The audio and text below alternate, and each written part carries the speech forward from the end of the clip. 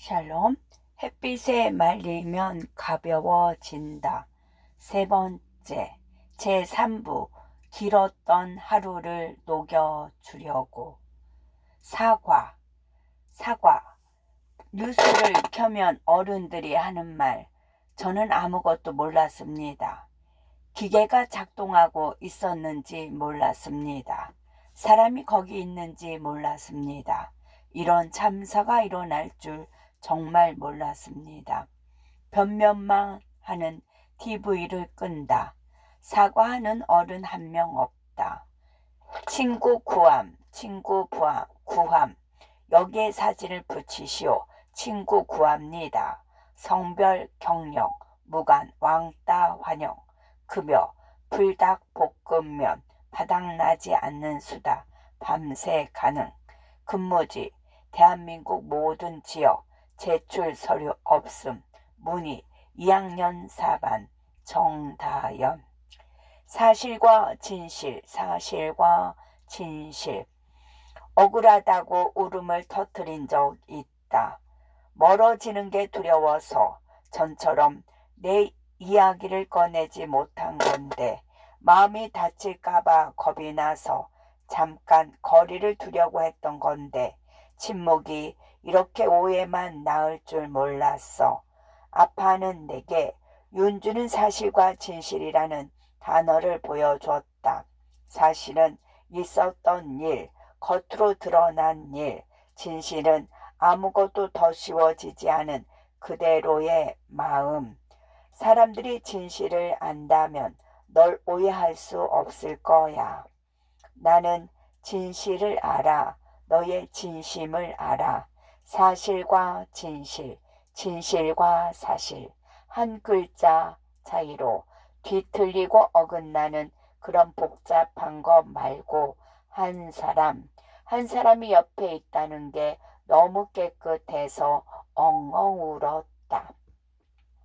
닫힌 문. 무슨 생각이야? 말해봐. 엄마가 물을 때 나는 사라지는 생각을 하고 있었다. 먼지보다 작아져서 아무도 날 알아보지 못하는 상상을. 엄마 미치는 꼴 보고 싶어? 무슨 일이 있었는지 말해야 할 거 아니야? 소리칠 때는 되돌아오지 않아도 되니까 투명한 유령이 되었으면 좋겠다고 생각했다. 온통 없어지고 싶은 생각뿐인데 왜 나는 조금도 희미해지지 않는 걸까? 네 마음대로 해. 뒤돌아서며 쾅 문을 닫을 때는 묻고 싶었다. 정말 내 말을 들어줄 수 있는지. 언니의 교복. 7개의 단추를 잠그면 아침, 모두 풀면 밤. 언니는 아직도 교복이 무섭다고 한다. 새하에서 안이 비치는 교복이, 얼룩도 잘 숨기지 못하는 교복이 사정없이 들킬까봐 두려웠어. 명찰을 긴 머리카락으로 가리고 쉬는 시간마다 화장실로 갔다고 한다.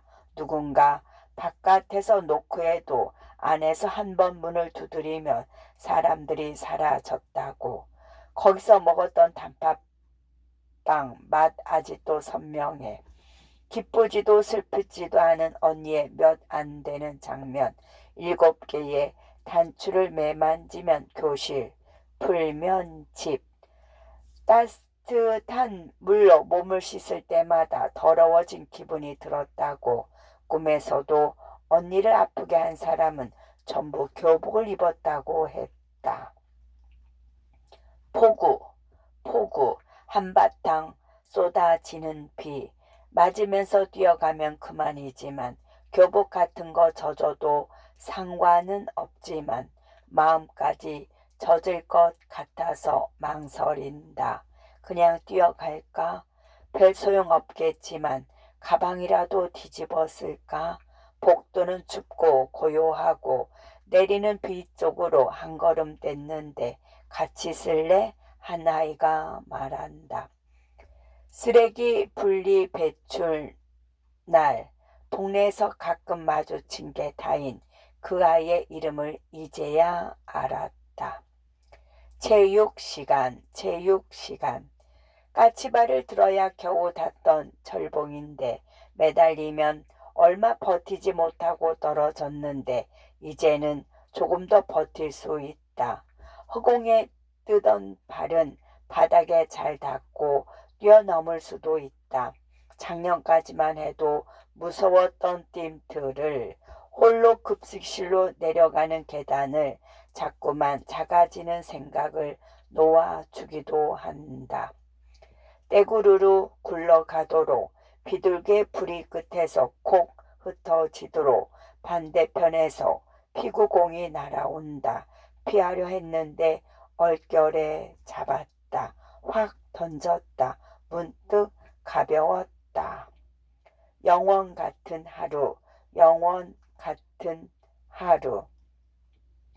단 하루를 사는 곤충에게 하루는 영원처럼 길다고 한다. 나에게 하루는 멈출 새도 없이 허겁지겁 따라가야 하는 거. 학원에서 연달아 강의를 듣고 집으로 가는 길, 편의점에서 산 초콜릿을 까먹다가 200년쯤 산다는 코끼리 거북이는 하루를 어떻게 느낄까 궁금했다. 눈을 지그시 감았다가 천천히 뜨는 속도로 느낄까 아니면 잘 익은 과일을 껍질째 먹고 나면 다가오는 별빛으로 여길까. 문 앞에 서니 나의 기척을 알아챈 밤이가 끙끙거리며 운다. 강아지에게 시간은 6배 빨리 흐릅니다. 4시간 집을 비우면 종일 혼자 있었다고 느껴요. 우는 밤이를 품에 안아준다. 길었던 하루를 녹여주려고. 둘이 하는 산책, 둘이 하는 산책. 혼자 걸으면 10분 거리인데 밤이랑 걸으면 30분은 걸린다. 한 방향으로만 가면 되는데 아까 갔던 곳으로 다시 한번 지그재그로.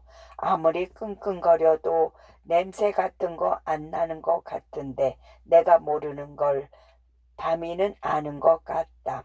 멈춘 곳마다 작은 새순이, 누군가 떨어뜨린 손수건이 담벼락에 얼룩이 선명하게 보이는 게 자꾸 늘어간다. 밤이의 눈길이 닿는 곳을 따라가 보면 빨리 가서 숙제해야 하는데 좀 전에 갔던 곳으로 밤이가 되돌아간다. 그새 다른 풍경이 도착했나 보다. 빨래, 빨래. 따뜻한 물에서 교복 와이셔츠를 꺼내 비누칠한다. 어디서 이렇게 많은 때가 묻었지? 흘러나오는 구정물을 본다. 겉보기엔 깨끗한 것 같았는데 잘 보이지 않던 얼룩과 올올이 달라붙은 먼지까지 한꺼번에 녹는 중인가 보다. 와이셔츠를 뒤집는다. 겉과 안이 시원하게 뒤집힌다. 더욱 수증기가 뿌옇게 얼굴에 닿을 때마다 온종일 운동장을 뒹굴었던 마음도 주르르 흘렀던 외로움도 희미하게 옅어질 것 같은 기분. 축 늘어진 교복을 턴다. 물방울이 날며 흩어진다. 햇볕에 말리면 가벼워진다. 걸어도 무겁지 않겠다. 밑줄, 밑줄.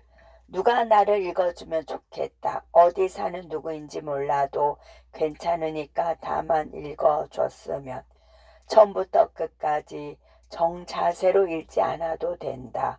어떤 과거를 지내왔는지, 누굴 미워하는지 완벽하게 서사를 이해하지 않아도 된다. 여름이면 고즈넉한 자귀나무 아래서 바람이 넘겨주는 페이지를 따라 훨훨 건너가고 내가 듣지 못해도 웃기는 대목에서 깔깔 웃어주고 엎어져서 무릎이 깨지면 일어날 수 있어. 주문처럼 중얼거려주고 나도 그랬던 적 있어. 문장에 밑줄 쫙 그어주고 눈에 잘 보이는 곳에 두지 않아도 된다. 죽기 전에 꼭 읽어야 하는 책이 되지 않아도 된다. 다만 어둠 속에서 펼치게 되는 이야기였으면 침을 묻혀 페이지를 넘길 때마다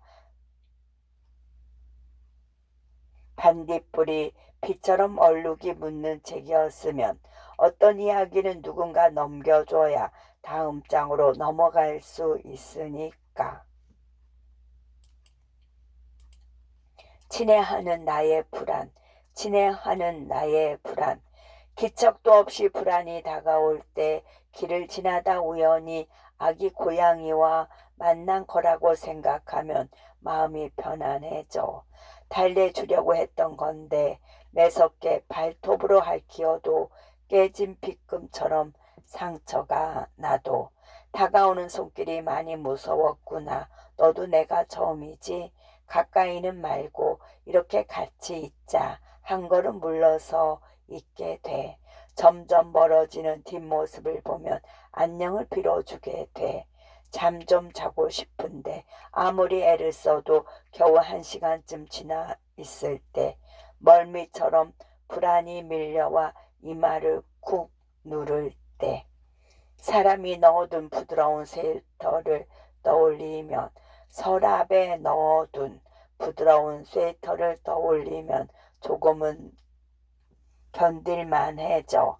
입고 다니다가 벗을 수 있는 거라면 한 계절같이 건너갈 수 있는 거라면 어디에다 두었지? 한 번씩은 잃어버릴 수 있는 거라면 조금은 괜찮아져. 끝.